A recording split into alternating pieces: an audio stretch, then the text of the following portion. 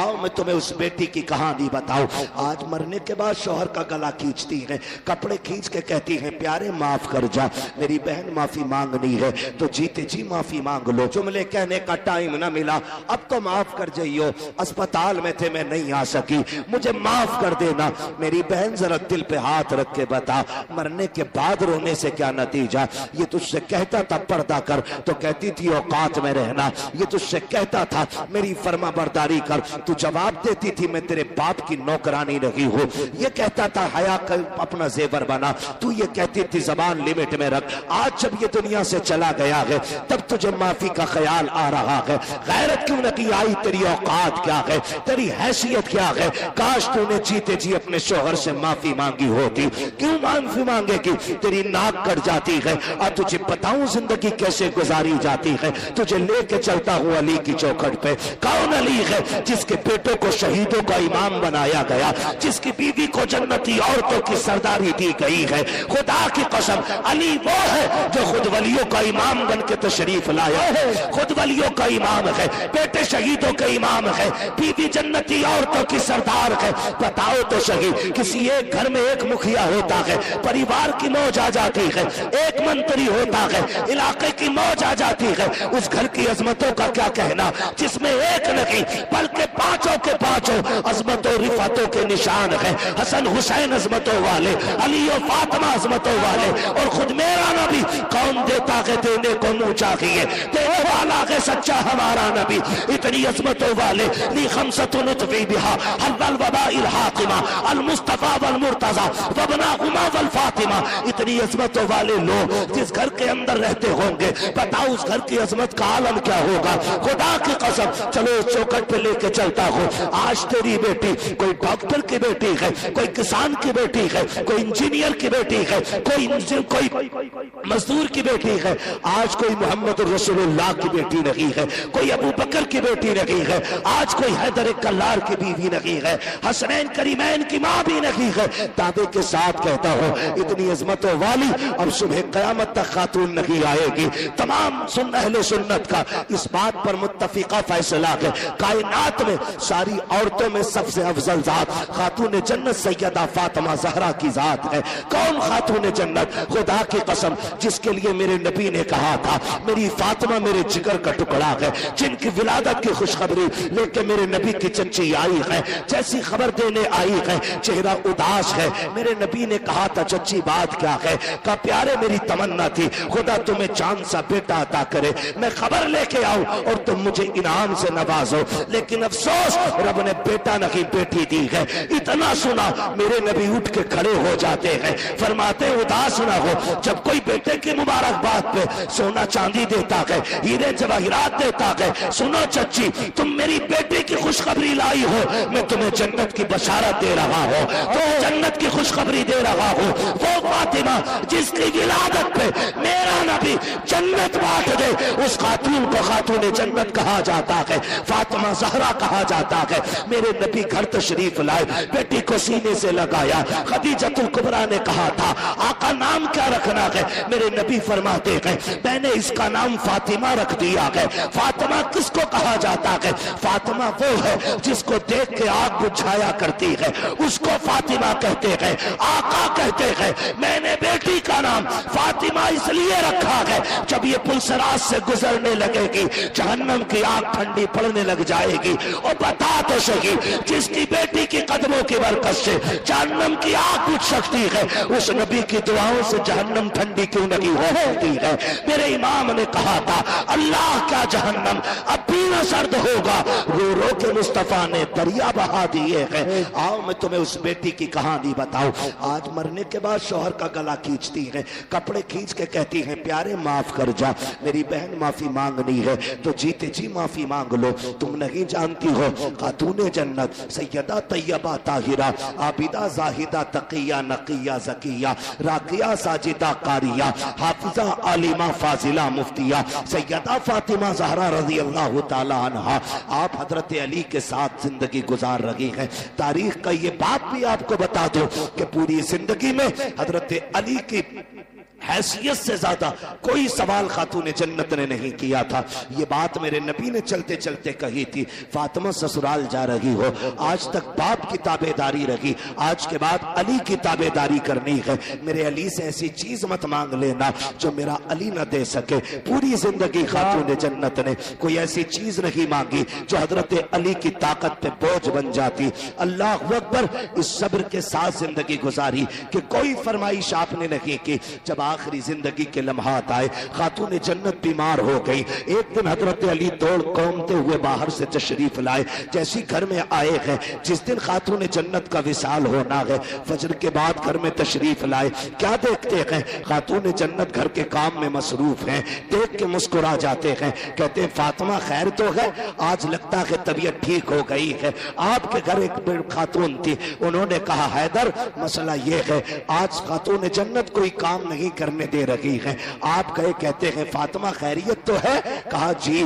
کہا آج اتنی محنت کر رہی ہو، کیا طبیعت درست ہو گئی ہے؟ کہا نہیں نہیں۔ کہا پھر کیوں کر رہی ہو؟ کہا علی میں نے سارے کپڑے دھل دیے ہیں، لیکن آپ کے سر پہ جو امامہ ہے یہ رہ گیا ہے، آپ یہ بھی دے دیجئے، میں اس کو دھلنا چاہتی ہوں۔ حضرت علی نے سوچا دھل رہی ہوں گی، آپ نے امامہ دے دیا، وہ بھی دھل کے فارغ ہو گئی۔ بیٹوں کو غسل دیا، غسل دے کے جب بال کاٹ رہی ہے، ماں ہوا کرتی ہے یار، جب بال کاٹنا شروع کیے ہیں آنکھوں سے ٹپ ٹپ آنسو گر رہے ہیں۔ حضرت علی دیکھ کے حیرت میں پڑ جاتے ہیں، فاطمہ آج سے پہلے بھی تو بیٹوں کو نہلایا تھا، آج سے پہلے بھی تو غسل کرایا ہے، میری شریک حیات آج کیوں رو رہی ہو؟ رو کے کہتی ہیں علی میں اس خیال سے رو رہی ہوں، آج میں نے بیٹوں کو غسل دے دیا ہے، کل نہ جانے میرے بیٹوں کو کوئی غسل دے نہ دے، آج میں نے بیٹوں کو دولہا بنایا ہے، کل نہ جانے کون میرے بیٹوں کو دولہا بنائے گا۔ اتنا سننا ہے۔ حضرت علی قریب آ جاتے ہیں، فاطمہ کیا کہہ رہی ہو؟ کہا علی آج میرا دنیا سے جانے کا وقت آ گیا ہے۔ اتنا سنا حضرت علی کی آنکھوں میں آنسو آ جاتے ہیں۔ فاطمہ بھی دن کتنے گزارے ہیں، ابھی جی بھر کے ساتھ نہیں رہے ہیں، اتنی جلدی جانے کی بات کر رہی ہو؟ کہا جی علی آج میں تہجد کی نماز کے بعد مصلی پہ بیٹھی تھی، تھوڑی دیر کو اونگ لگ گئی، میرے خواب میں میرے بابا تشریف لائے، میں نے دیکھا آقا آئے ہیں، میرا ہاتھ پکڑ کے کہتے ہیں فاطمہ آج سحری تم نے علی کے دسترخوان پہ کھائی ہے، افطاری میرے دسترخوان پہ کرنی ہے، علی لگتا ہے میرے جانے کا وقت آ گیا ہے۔ اللہ اکبر، زندگی کی بات دیکھو تو صحیح۔ آپ اٹھے گئے، حضرت خاتون جنت نے ہاتھ پکڑا، کالی چند باتیں کرنی ہے، وقت کم ہے، مجھے اجازت دی جائے۔ حضرت علی کہتے فاطمہ پوچھو کرنا کیا ہے بتاؤ؟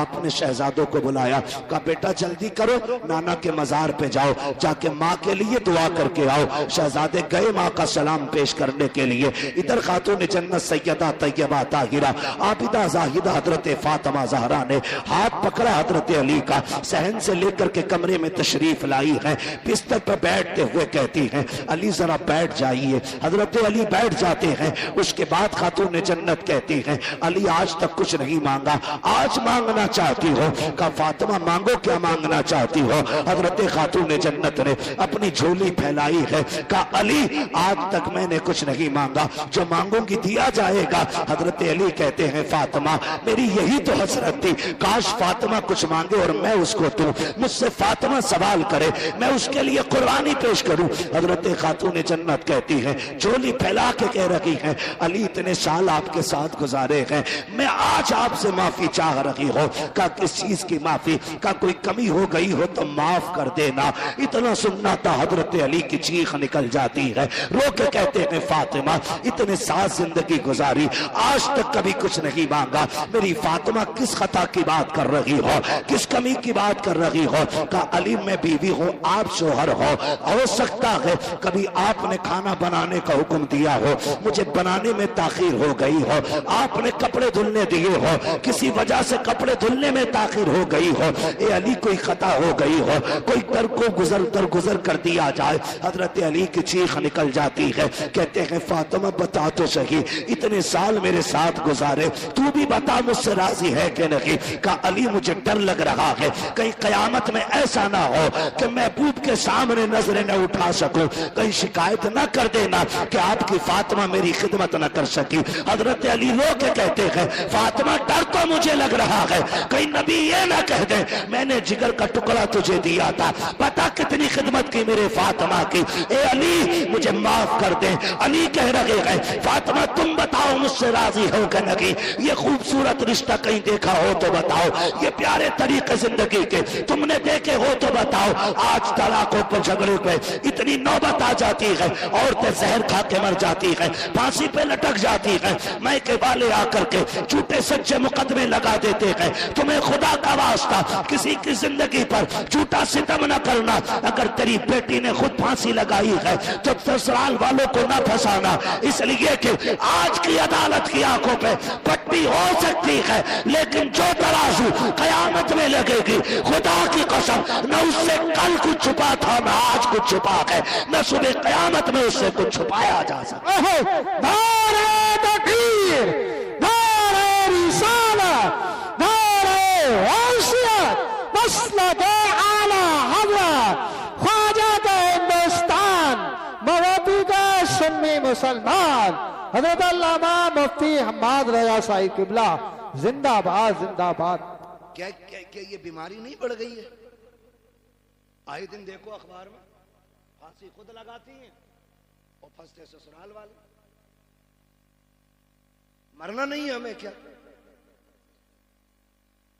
ہاں، اور بغیرتی کی انتہا تو تب ہو جاتی ہے جب بندہ کرتا کیا ہے؟ عورتوں پہ مقدمے بازی۔ یہ رواج ہو گیا، کیا ہمارا رواج ہو گیا عورتوں پہ مقدمے کرنے کا۔ نہ کرو یار، اللہ سے ڈرو۔ اگر کوئی ستم کر رہا ہے تو صبر کر، صبر کر۔ ان اللہ لگ بھگ سبھی کو یہ آیت یاد ہوگی نا، اللہ